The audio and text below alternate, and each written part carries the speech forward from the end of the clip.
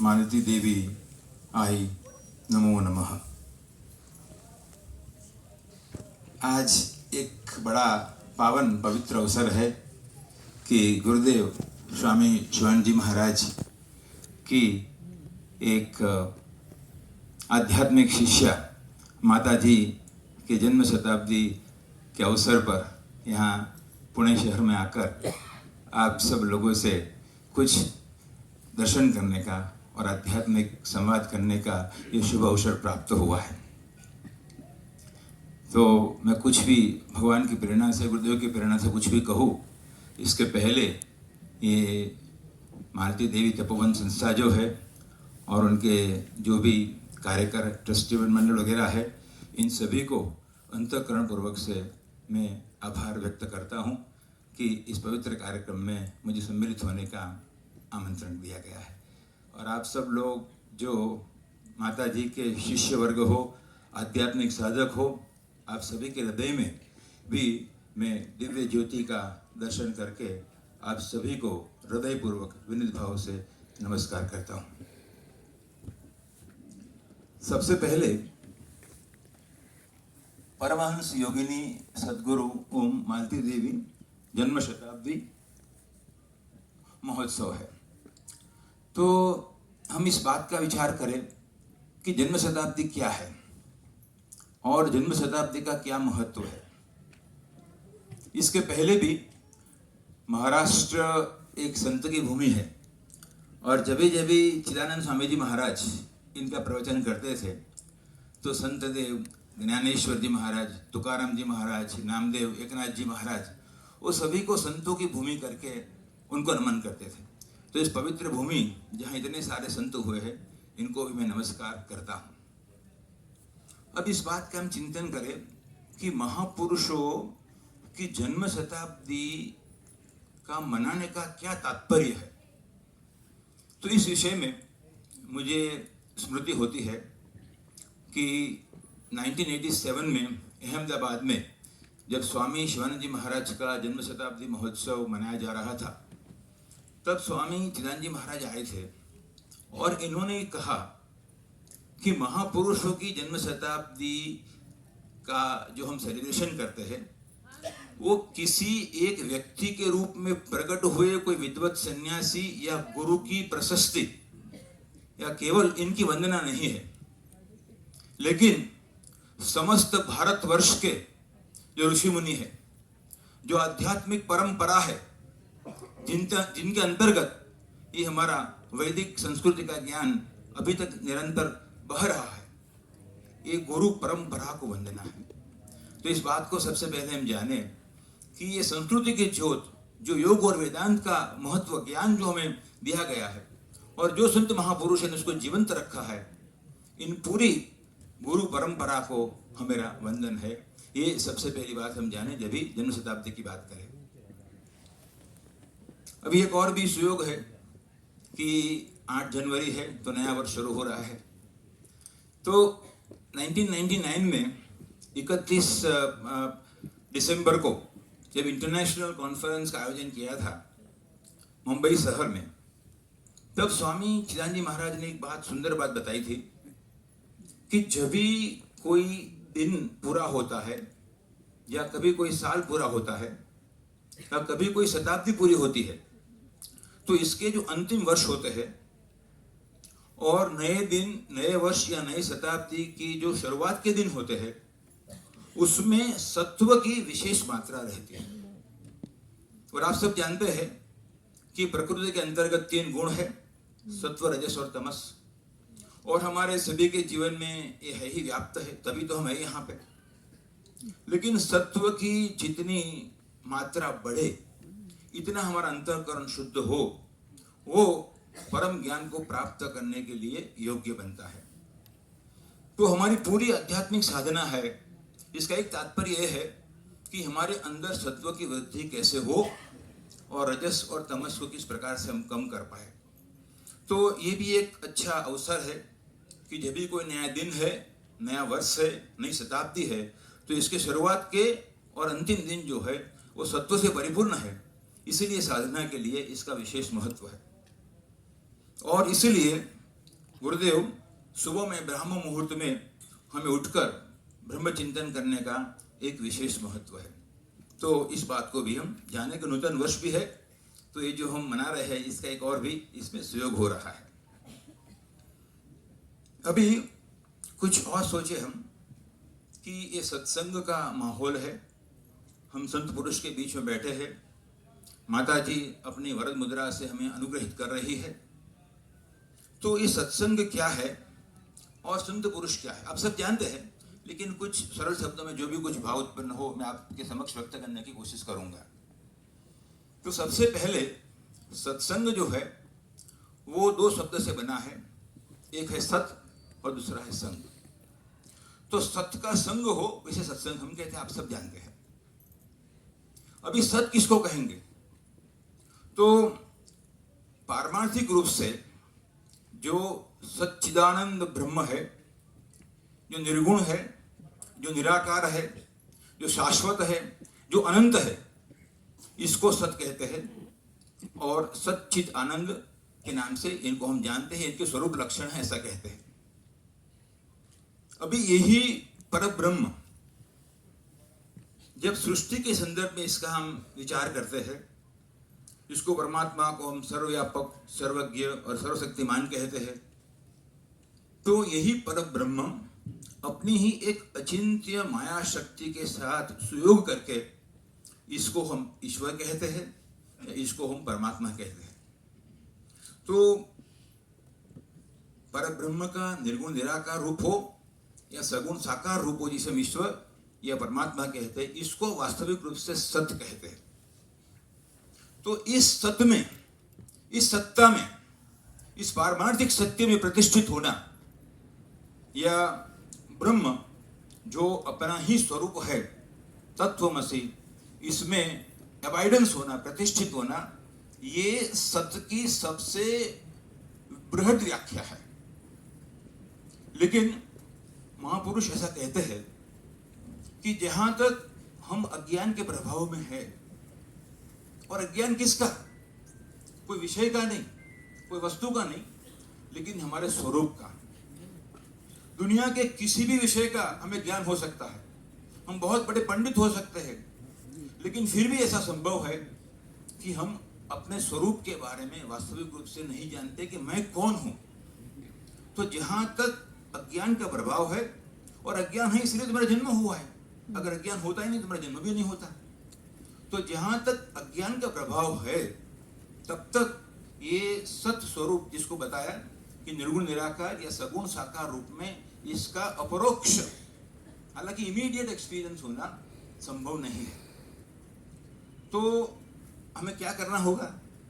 तो एक और भी बात है कि अगर व्यक्ति को अपने आंतरिक संस्कारों के बल पर ये ब्रह्म का या परमात्मा का अपरोक्ष रूप से साक्षात्कार करने की संभावना नहीं है, तो फिर हमें ऐसे महापुरुषों के पास जाना होगा, जो गुरुदेव स्वामी शिवानंद जी महाराज थे, स्वामी चिदानंद जी महाराज थे, माता जी थी, जिन्होंने इस परम तत्व को अपने जीवन में बौद्धिक रूप से नहीं, लेकिन एक अपरोक्ष अनुभूति, जिसको इमीडिएट एक्सपीरियंस कहते हैं, इसमें कोई माध्यम की आवश्यकता नहीं है, स्वतः रूप से इसका अनुभव करते हैं। या साकार नहीं किया, अनुभूत स्वानुभूत नहीं किया है, तो इनके प्रति तीव्र अभिप्सा है कि मेरे जीवन का लक्ष्य है और इस प्रकार से मुझे आत्मानुभूति स्वानुभूति प्राप्त करनी है। तो ऐसे संत महापुरुषों की शरण में रहना, इनका समागम करना, इसे ही हम सत्संग कहते हैं। इसमें भी एक बात ध्यान रखने जैसी है कि महापुरुष का जो हम दर्शन करते हैं, वो मुख्य रूप से हम उनकी भौतिक या मनोवैज्ञानिक भूमिका ही जानते हैं।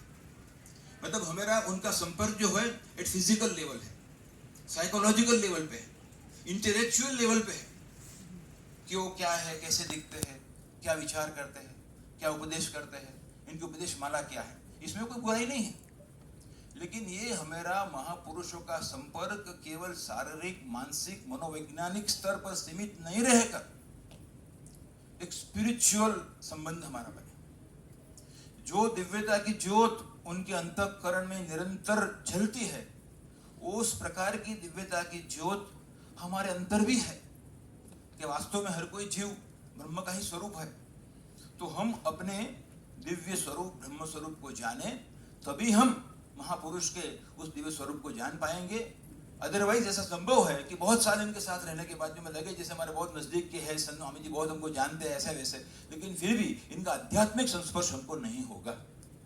तो इस बात का भी हमें ध्यान रखना है कि केवल शारीरिक मनोवैज्ञानिक स्तर पर नहीं करके आध्यात्मिक स्तर पर हमें उनका संपर्क है। Spiritual consciousness should be cultivated, एक बात है। तो दूसरा स्तर हुआ सत्संग का कि महापुरुष जो है इनके हम संपर्क में रहे, और जिन्होंने, जिसको वेदांत में अपरोक्षानुभूति कहते हैं, इसका सरल शब्दों में एक है कि किसी भी माध्यम के बिना, किसी भी चीज के आधार बिना स्वतः immediate which is the experience that is called as अपरोक्षानुभूति। तो ये महापुरुषों का हम संपर्क करें, और ये संपर्क भी हमको मिल गया है, हमारा बहुत बड़ा सद्भाग्य है। बिनु सत्संग विवेक न होई, राम कृपा बिनु सुलभ न सोई, तुलसीदास जी महाराज कहते थे। दुर्लभम त्रयमेव देवानुग्रह हेतुकम मनुष्यत्वम मुमुक्षुत्वम महापुरुष संश्रय आदि शंकराचार्य जी महाराज ने कहा। तो हमें ये महापुरुष के जो दर्शन या सत्संग का लाभ मिला है, ये हमारे जीवन का एक बहुत बड़ा भाग्य है। इसको हम अंडर एस्टिमेट नहीं करें और इसका पूरा हम लाभ उठाएं। लेकिन कई बार ऐसा होता है कि महापुरुष का हमें सत्संग नहीं मिलता है, या मिलता है तो इसका हम पर्याप्त लाभ नहीं ले पाते हैं। तो इस परिस्थिति में सत्संग किसको करेंगे, किस बात को सत्संग कहेंगे? तो तीसरी बात यह है कि महापुरुष जो होते हैं वो अपने स्वानुभव को जो व्यक्त करते हैं, और इनका जो उपदेश जो होता है, जो सब ग्रंथों में ग्रंथित किया गया होता है, इस आध्यात्मिक, धार्मिक, यौगिक, दार्शनिक ग्रंथों का हम चयन करें। और ये ग्रंथों का अगर हम चयन करें तो ऐसा मान सकते हैं कि साक्षात ये गुरु का ही हमें सानिध्य प्राप्त हो रहा है। तो इसी प्रकार से अपने आप ही परब्रह्म की या ईश्वर की स्वानुभूति करना एक हाईएस्ट सत्संग है। महापुरुषों के साथ जीवन यापन करना दूसरी सत्संग की भूमिका है। और अगर ये भी कम पड़ जाए हमारे जीवन में, तो इनके द्वारा जो उपदेश दिया गया है इसका हम चयन करके हमारे जीवन में स्वाध्याय करें, ये सत्संग की भूमिका हुई। एक स्वामी कृष्ण जी महाराज का आज ही मॉर्निंग में मैंने व्हाट्सएप में एक मैसेज देखा। वैसे बहुत उसकी तो व्याख्या हो सकती है कि संत महापुरुष किसको हम कहेंगे। तो बहुत सी व्याख्या भगवद गीता में भी है, लेकिन स्वामी जी ने बहुत सरल बातें बताई है। 3 बातें बताई है। सबसे पहले कहा है कि freedom from the hatred and love for all. हालांकि किसी के प्रति द्वेष नहीं हो, द्वेष नहीं हो उसका मतलब आसक्ति भी नहीं हो, दोनों साथ में होते हैं। तो आसक्ति द्वेष दोनों नहीं हो, और सभी के प्रति प्रेम हो। सभी के प्रति प्रेम तभी संभव है जब भी हम सभी के अंतर में स्थित परमात्मा का दर्शन करें और हर कोई व्यक्ति को अपना आत्मस्वरूप जाने, तब अदरवाइज हमारा प्रेम मर्यादित होगा। तो एक पहली व्याख्या हुई। दूसरी बात उन्होंने बताई है कि they are firm in the resolve, but at the same time they are very tender in their compassion। मतलब कि इनका संकल्प बहुत दृढ़ होता है, हमारा संकल्प विकल्प होता है, इनका संकल्प बहुत दृढ़, जैसे माता जी का हमने देखा, लेकिन साथ साथ एक मृदु करुणा भाव से परिपूर्ति होती है। और तीसरी बात है कि they want nothing for themselves but they give joy and joy। वो अपने लिए कुछ नहीं चाहते हैं, लेकिन केवल आनंद का वितरण करते हैं, क्योंकि आनंद इनका स्वभाव है, आनंद इनका स्वरूप है, और इनके पास अखुट मात्रा में आनंद है।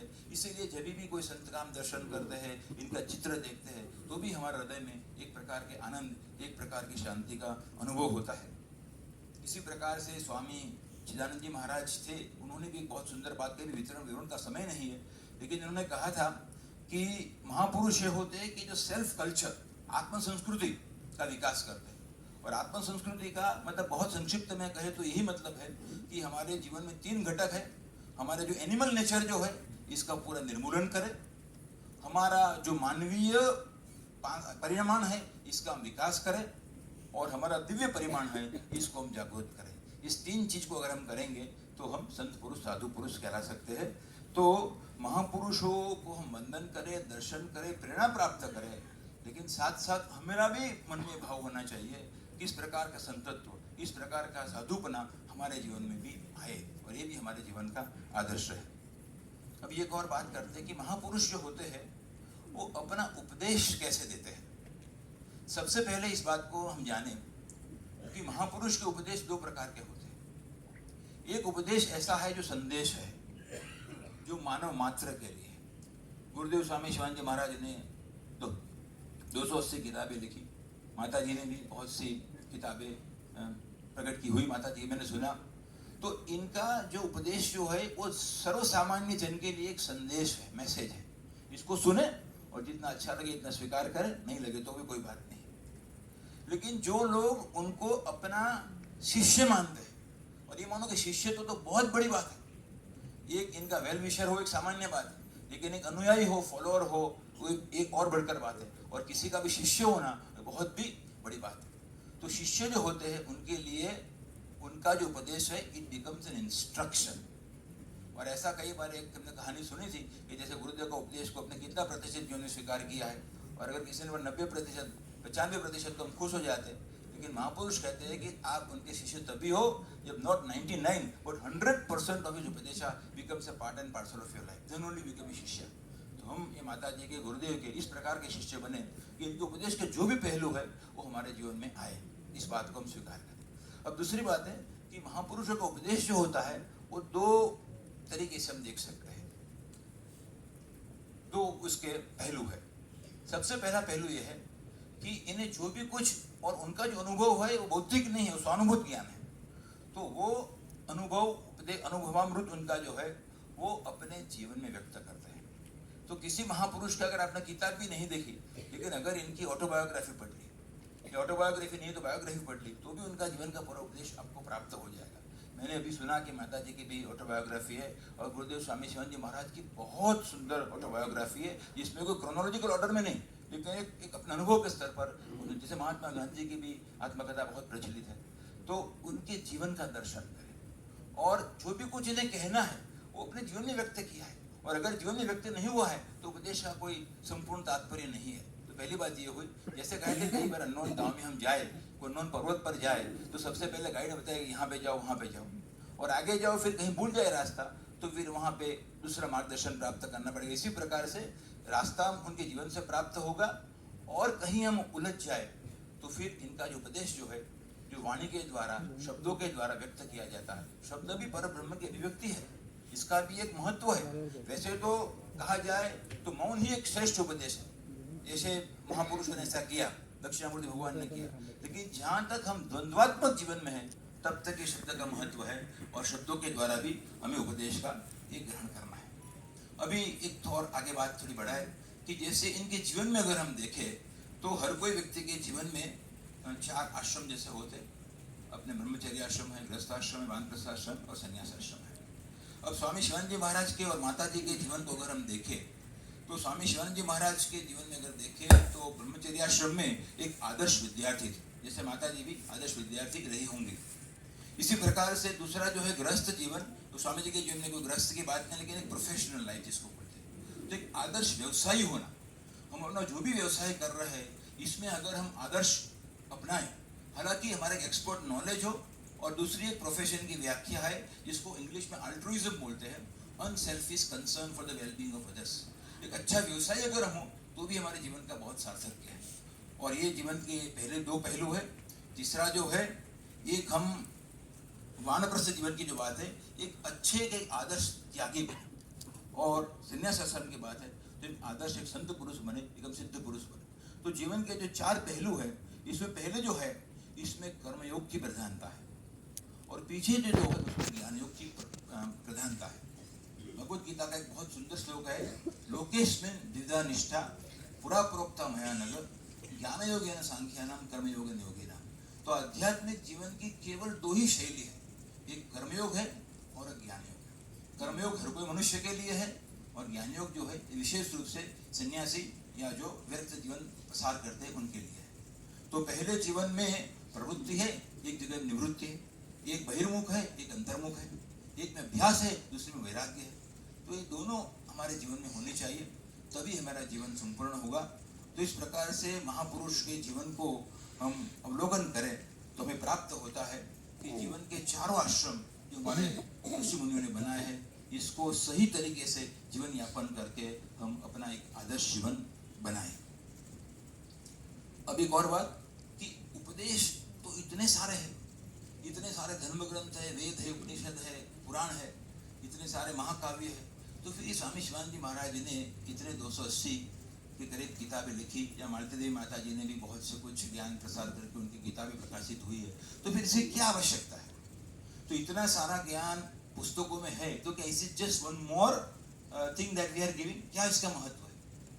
तो यहाँ पे भी शिवानंद स्वामी जी महाराज का जो है, इसके बारे में चिदानंद स्वामी जी महाराज ने बहुत सुंदर इसका उपदेश दिया था कि गुरुदेव स्वामी शिवानंद जी महाराज, ये बहुत बड़ी बात है उनकी, लेकिन बहुत संक्षिप्त में बताऊं तो उन्होंने ये कहा था कि सबसे पहले इनके उपदेश की विशिष्टता यह है कि हर कोई व्यक्ति को एक मनुष्य के रूप में नहीं, लेकिन एक उज्जवल अमर आत्मा के रूप में देखते हैं। कभी भी किसी का संबोधन करे तो उज्जवल अमर आत्मा, रेडिएंट इमॉर्टल आत्मा, ब्लेसेड इमॉर्टल सोल। हम ज्यादातर हम देखिए अपना सोचे तो कभी किसी भी व्यक्ति से हम बात करें तो हम शारीरिक रूप से व्यक्ति कैसा है, स्त्री है, पुरुष है, कैसा दिखता है, या उनकी सोच क्या है, इसकी बुद्धिमत्ता क्या है, वहां तक ही हम सोचते हैं। हम इसके भीतर, मनुष्य के भीतर जो उसका वास्तविक स्वरूप है, आत्म स्वरूप है, वहां तक तो हम जाते ही नहीं है। तो स्वामी जी ने बताया कि हर कोई चीज को, हर कोई व्यक्ति को आत्म रूप से जाने। एक सन्यासी हमारे घर पे आते थे, तो एक बहुत छोटी सी बात मैंने उनसे सीखी। वो जैसे भी किसी को कागज लिखते थे तो वे जैसे लिखेंगे कि जैसे कोई यंग आदमी है तो ब्लेसेड आत्मा लिखेंगे, और अगर कोई बड़े पुरुष रिस्पेक्टेड आत्मा, चाहे इसको ब्लेसेड को रिस्पेक्टेड को, लेकिन हर कोई व्यक्ति को आत्मन से संबोधित करते थे। तो हर कोई व्यक्ति से व्यवहार करे तो हम इसको आत्मस्वरूप से पहचाने, आत्मस्वरूप से जाने, ये गुरुदेव की एक विशेषता थी। इसके साथ साथ दूसरी इनकी विशेषता ये थी कि इनका जो उपदेश था वो केवल बौद्धिक, जैसे मैंने बताया कि बौद्धिक स्तर पर कोई इंटेलेक्चुअल बात तो खैर है उसमें अंग्रेजी भी सरल है, लेकिन बहुत अच्छी अंग्रेजी भी उसमें सीखने को मिलती है भाषा, लेकिन वो मुख्य बात नहीं है। अपनी स्वानुभूति जो है, सेल्फ रिवील्ड एक्सपीरियंसेस जो महापुरुष ने लिखे, जैसे वैज्ञानिक लोग भी होते हैं, उनका भी रेवलेशन होता है, तो इसी प्रकार से स्वानुभूत सत्य उन्होंने प्रकट किया। और तीसरी बात, इसीलिए हमको बहुत पर्सनल टच लगता है जब भी हम इसको पढ़ते हैं तो। और तीसरी बात जो है वो है कि स्वामी शिवानंद जी महाराज जी ने जगत को आत्मरूप से देखा, इसलिए हर कोई संत महात्मा को, हर कोई व्यक्ति को, हर कोई धर्म को स्वीकार किया, अपनाया है। पूरा इंक्लूसिव उनका जीवन है। और जैसे इनका उपदेश है, एक ऐसी एक हारमाला है जिसको विराट रूप में परमात्मा जो बैठे हैं इनको जैसे कि वो अर्पण कर रहे हैं। तो इसी प्रकार से हमें भी ये सोचना है कि जहाँ भी जिसके भी साथ हम संपर्क करें, इसमें से कुछ न कुछ हम प्राप्त कर सकते हैं। ये पूरा विश्व एक बहुत बड़ा शिक्षक है। चाहे कोई भी व्यक्ति हो, कोई भी वस्तु हो, कोई भी परिस्थिति हो, अगर हमारा मन खुला है, अगर हमारी आंखें खुली है, तो इसी हर कोई व्यक्ति में से हम ज्ञान प्राप्त कर सकते हैं। स्वामी शिवानंद जी महाराज के उपदेश को तो बहुत सी चीजें हैं।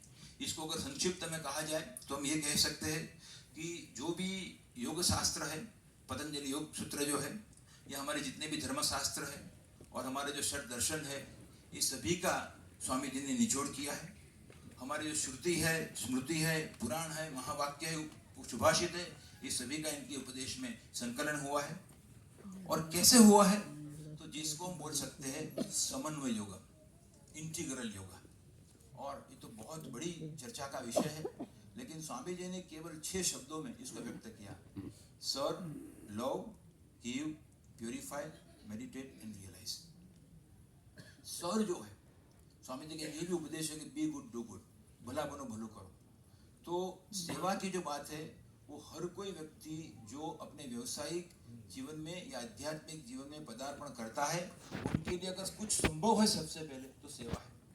स्वामी जी महाराज ने भी कहा है कि service can lead to the human man to the highest realm of the divine splendour. Mahatma Gandhi ji ने ऐसा कहा है कि अगर हमें सेवा करनी है तो हमारे जीवन में एक भी पल ऐसी नहीं है कि जहां हमें सेवा करने योग्य वातावरण या परिस्थिति नहीं प्राप्त हो। तो सेवा करने से अंतःकरण की शुद्धि होती है। इसके बाद लव की जो बात कही है वो प्रेम की बात है, निस्वार्थ प्रेम की बात है। और मुख्य रूप से यूनिवर्सल ब्रदरहुड जो कहते हैं वो भी एक यूनिवर्सल कॉन्शियसनेस का बाह्य स्वरूप है। तो इस प्रकार से यूनिवर्सल ब्रदरहुड को है, हम प्रेम की बात करें, प्रेम योग हुआ। फिर बाद में मेडिटेशन जो है वो तो माता जी का हमने जीवन में सुना कि उनके जीवन का मुख्य उपदेश रहा, स्वामी शिवानंद जी महाराज के जीवन का मुख्य उपदेश रहा। चाहे हम ज्ञान योगी है, राजयोगी है, कर्मयोगी है, भक्ति योगी है, उसकी परिसीमा ध्यान में ही होंगी। तो ध्यान, तो जैसे माता जी ने जब उनके संन्यास दीक्षा मतलब मंत्र दीक्षा प्राप्त की तो गुरुदेव ने कहा कि भाई जैसे कि आपको निर्विकल्प समाधि प्राप्त हुई है, तो समाधि तो हर कोई आध्यात्मिक साधना की परिपूर्ति है। और रियलाइजेशन, जिसको आत्मा साक्षात्कार कहे, ब्रह्म साक्षात्कार कहे, तुरीय अवस्था कहे, कुछ भी कहे, निर्वाण अवस्था कहे, ये हमारे जीवन का सर्वाधिक लक्ष्य है। इसको अगर प्राप्त कर लिया तो जीवन संपूर्ण सफल है, और अगर इसको नहीं किया तो जीवन में बहुत कुछ हमने खो दिया, लॉस किया, ऐसे महापुरुष कहते हैं। जैसे गुजराती में भी एक बहुत सुंदर एक भक्त कवि नरसिंह मेहता थे, जिनकी मुझे भी पंक्ति याद आती है। वो बोलते थे कि जहाँ लगी आत्मतत्व चीन्यो नहीं, ત્યાં લગી સાધના સર્વ જૂઠી, मनुष्य देह तारो एड़े गयो, मावठानी जेम वृष्टि। हालांकि अगर आपने आत्म तत्व को, जो आपका वास्तविक अंतर इनर मोस्ट सेल्फ, इसको नहीं जाना तो बाकी सब साधना गलत है या अधूरी है। तो इस प्रकार से ये रियलाइजेशन की जो बात है, हम जैसे भी समझे, जैसे भी इसको स्वीकार करें, और realisation is not a distant goal, गुरुदेव ने भी बताया था, मतलब it can be there in very near part of your future also. तो रियलाइजेशन को हम लक्ष्य रखें। अभी कुछ समय तो बहुत कम है, लेकिन मैं कुछ बातें मुख्य रूप से कुछ कहना चाहूँगा संक्षिप्त में। सबसे पहले गुरुदेव के उपदेश को अगर दो शब्द में फिर से हम कहें तो सेवा और साधना ऐसा कह सकते हैं। और बी गुड डू गुड जो बात है, तो हम सब मानते हैं कि गुरुदेव का मुख्य उपदेश है। तो चिदानंद स्वामी जी महाराज ने बताया कि बी गुड डू गुड ये स्वामी शिवानंद जी महाराज का कोई अल्टीमेट उपदेश नहीं है या मुख्य उपदेश नहीं है। तो मुख्य उपदेश क्या है कि सेवा तो करनी है जीवन में, लेकिन हमारे जीवन में सेवा के 3 स्तर है। सबसे पहले जब आध्यात्मिक साधना करेंगे, शुरुआत करें, तो सेवा के अलावा कुछ भी नहीं कर सकते हैं। तो हर कोई व्यक्ति के लिए एक स्टार्टिंग पॉइंट है। जैसे हम आगे बढ़े हमारी साधना में, जैसे हमारे आगे वृद्धि होती है, तो फिर आगे क्या करेंगे। तो गुरुदेव ने कहा कि जैसे साधना में आगे बढ़ेंगे तो साधना में हमारा हमेशा आरोहण हो, कभी भी हम पीछे नहीं है, रिग्रेस नहीं हो। साधना की समृद्धि के लिए, इसके रक्षण के लिए सेवा करने की आवश्यकता है। साधना में कितने भी हमारी प्रगति हो, और अगर हमने बहुत प्रगति कर ली, जैसे हमने विद्वत सन्यासी शब्द भी हमने सुना है इस प्रकार से कि जिन्होंने ब्रह्मानुभव कर लिया, आत्मानुभव कर लिया, सार्वभौम आत्मानुभव कर लिया, तो फिर सेवा की क्या जरूरत है। तो फिर ये बोलते हैं कि ऐसे व्यक्ति के लिए वो सर्वत्र ब्रह्म दर्शन होते ही सर्वभूत ही चरता, हर कोई प्राणी मात्र की सेवा करना ये इनकी सहज चेष्टा है। इनका हर कोई विचार, हर कोई वृत्ति, हर कोई एक्शन जो है इसी के प्रति समर्पित होगा। तो इस प्रकार से हम आध्यात्मिक साधना में बहुत आगे बढ़े, और स्वामी जी का मुख्य उपदेश में साधना है। सेवा का महत्व एक तरीके से शुरुआत में है, लेकिन फिर भी सेवा को कभी छोड़ना नहीं है। अभी स्वामी जी के उपदेश को अभी तो चर्चा का अवकाश नहीं है, लेकिन मैं आपसे अनुरोध करूंगा कि अगर आपने नहीं विशेष रूप से अभ्यास किया है तो पूरे, अगर स्वामी जी का उपदेश अगर नहीं भी पढ़ो तो 3 चीज को अवश्य पढ़िए, और न केवल पढ़िए, इसको अपने जीवन का अविभाज्य अंग बनाइए। एक है विश्व प्रार्थना, जिसको हम अंतिम में करेंगे, जिसके इससे समाप्ति करेंगे। दूसरी स्वामी जी की बहुत सुंदर बात है, जिसको 20 महत्वपूर्ण आध्यात्मिक नियम ऐसा कहते हैं कि 20 इंपॉर्टेंट स्पिरिचुअल इंस्ट्रक्शंस। और वो 20 स्पिरिचुअल इंस्ट्रक्शंस का क्या महत्व है वो केवल पढ़ने से नहीं पता चलता है। तो एक चिदानंद स्वामी जी महाराज की बहुत सुंदर किताब है कि 20 स्पिरिचुअल, इसका मतलब वास्तविक रूप से क्या, इसका रियल इंपोर्ट क्या है, वो बात है। और तीसरी बात है सप्त साधन विद्या, साइंस ऑफ 7 कल्चर। तो गुरुदेव जी की विशेष बात है, उन्होंने कुछ 32 फॉर्मूला दिया है, 32 पॉइंट्स आर देयर, कि किस प्रकार से हमारे पूरे व्यक्तित्व का विकास हो, जिसको इंग्लिश में कहे तो इंटीग्रेटेड पर्सनालिटी कहे, और हिंदी में कहे तो समाहित व्यक्तित्व। तो स्वामी जी ने 7 प्रकार की साधना बताई है। मैं इसके चरण को पढ़ूंगा नहीं, केवल नाम अभी आपको बताऊंगा। एक है आरोग्य साधना, जिसको हेल्थ कल्चर कहते हैं, कि हमारा शरीर जो है वो भगवत प्राप्ति का उत्तम साधन कैसे बने, इसकी रक्षा कैसे करे, इसका स्वास्थ्य कैसे निभाए, इसके विषय मार्गदर्शन है। दूसरा जो है, जिसको एनर्जी कल्चर या प्राण शक्ति साधना बोलते हैं, कि हमारे पूरे शरीर में जो सब हमारे सिस्टम्स है, प्राण शक्ति से ही शरीर का निर्वाह होता है। तो प्राण शक्ति का निभाव कैसे करे, इसके लिए ब्रह्मचर्य का, मौन वगैरह का कुछ उपदेश दिया है। और जिसको इंग्लिश में कहेंगे फिजियोलॉजिकल बीइंग, एक हमारा फिजिकल हुआ, दूसरा फिजियोलॉजिकल बीइंग हुआ। अभी आगे जो है वो हमारा ये जो शरीर और फिजियोलॉजी के भीतर हमारा अंतःकरण है। तो अंतःकरण के भीतर हमारे 4 अंग होते हैं, मन बुद्धि चित्त और अहंकार। तो तो हमारे मन को कैसे हम निर्मल करें, हमारी बुद्धि को कैसे हम कुशाग्र तीव्र करें, हमारे चित्त जो है जिसमें इतने सारे संस्कार पड़े, इसको कैसे संस्कार का एक एक करके इसको हम हटाते जाए, हमारे चित्त के संस्कार कम हुए, और अहंकार है जो इसका निर्मूलन कैसे, अंतःकरण की अंतःकरण चतुष्टय है, इसका विकास के लिए स्वामी जी ने और 4 साधना बताई, जिसको चरित्र साधना बोलते हैं, एथिकल कल्चर। वहाँ मुख्य रूप से सत्य, अहिंसा, ब्रह्मचर्य, सद्गुणों का विकास की बात बताई है। बाद में इच्छा शक्ति, विल कल्चर, हम जो भी कुछ सही समझे, जो भी कुछ हमारे जीवन के लिए योग्य समझे, इसको करने की हमारे में एक प्रकार की क्षमता, एक प्रकार की विल पावर होनी चाहिए। और विल को स्वामी जी बहुत ऊंचा स्थान देते हैं। तो एक विल कल्चर के भी कुछ मैसेज है, कैसे हम कर सकते हैं। एक हृदय साधना, हार्ट कल्चर है, हमारा हृदय कैसे पवित्र हो, हर कोई व्यक्ति में ईश्वर दर्शन हम कैसे करें, समाज का कैसे भला करें। और एक मानसिक साधना है, साइकिक कल्चर, जहाँ पे स्वाध्याय सत्संग का महत्व है। तो अभी तो बहुत चर्चा का विषय है, लेकिन इतना मैंने कहा। और एक आखिर में स्पिरिचुअल कल्चर, कि इसमें मुख्य रूप से हमारे जीवन में किस प्रकार से हम परमात्मा के साथ हमारा जीवन जुड़े। हमारा अज्ञान का जो प्रभाव है, इसके 2 प्रोडक्ट इफेक्ट्स हैं। एक इफेक्ट ये है कि जो जगत है, जो नाम रूपात्मक जगत है, इसमें हम सत्य बुद्धि करते हैं, हालांकि इससे हमारी आसक्ति बढ़ती है। और व्यष्टि के रूप में जो हमारे मन, बुद्धि, चित्त, अहंकार, शरीर है, इसके विषय में तादात्म्य में करते हैं। जगत में सत्य बुद्धि करते हैं और हमारी ये पर्सनालिटी को हम तादात्म्य में करते हैं। इसको मैं मान लेता हूँ, जबकि मैं तो इसके भीतर हूँ, मैं सर्वव्यापक हूँ। तो इस प्रकार से जगत में कि जगत के पदार्थों के प्रति आसक्ति कैसे हो, और हमारे जो उपाधियां भगवान ने दिया है, इसमें तादात्म्य नहीं रख के इसको सही साधन बना के किसी प्रकार से इसको ईश्वर प्राप्ति के साधन बनाए, ये आध्यात्मिक साधना का मुख्य उपदेश है। और अभी इस आखिर बात से इसको, ये छोटी सी जो एक शेयरिंग है, इसको अंत करेंगे। लेकिन जो विश्व प्रार्थना जो है, यूनिवर्सल प्रेयर, जो स्वामी शिवानंद जी महाराज ने प्रस्तुत की है, वो हर कोई व्यक्ति को मुखपाठ होनी चाहिए। गुरु महाराज स्वामी चिदानंद जी महाराज ने यहाँ तक कहा था कि इसको रोज सुबह में जैसे उठे और रात को हम सोए, कम से कम 2 बार अवश्य विदाउट फेल इसका अध्ययन करना चाहिए। और इसका जो भी भावार्थ है, इसको हमारे जीवन में आत्मसात करना है। ये जो विश्व प्रार्थना के 3 चरण हैं, पहला चरण ये है कि भगवान को पुकार करते हैं, आह्वान करते हैं कि आप इनसे जैसे हम संपर्क करें। दूसरे चरण में ये है कि भगवान से कुछ मांगते हैं, कोई लौकिक वस्तु नहीं मांगते हैं, लेकिन हमारी आध्यात्मिक प्रगति के लिए जो चीज़ें अनिवार्य है, इसकी हम भगवान से याचना करते हैं। और तीसरा जो पार्ट है, वो सेल्फ सरेंडर का है, सबमिशन की बात, कि हम जो भी कुछ हमारे जीवन में हो, हम परमात्मा को समर्पित करें। तो 3 चरण में विश्व प्रार्थना है। इसको मैं बोलूँगा, मैं आपसे प्रार्थना करूँगा कि आप भी मेरे साथ बोलिए, मेरे के बोलने के बाद, और इसके साथ फिर इसको समाप्त करेंगे। विश्व प्रार्थना है। हे स्नेह और करुणा के आराध्य देव, तुम्हें नमस्कार है, नमस्कार है।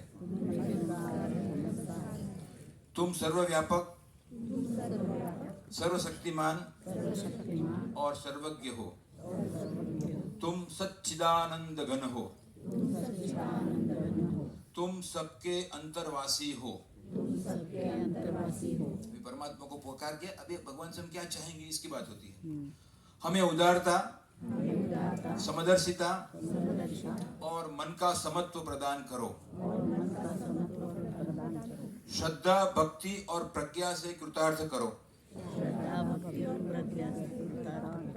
हमें आध्यात्मिक अंतःशक्ति का वर दो, जिससे हम वासनाओं का दमन कर मनोजय को प्राप्त हो। हम अहंकार, काम, लोभ, घृणा, क्रोध और द्वेष से रहित हो। हमारा हृदय दिव्य गुणों से परिपूरित करो। अभी भगवान के प्रति समर्पण की बात है। हम सब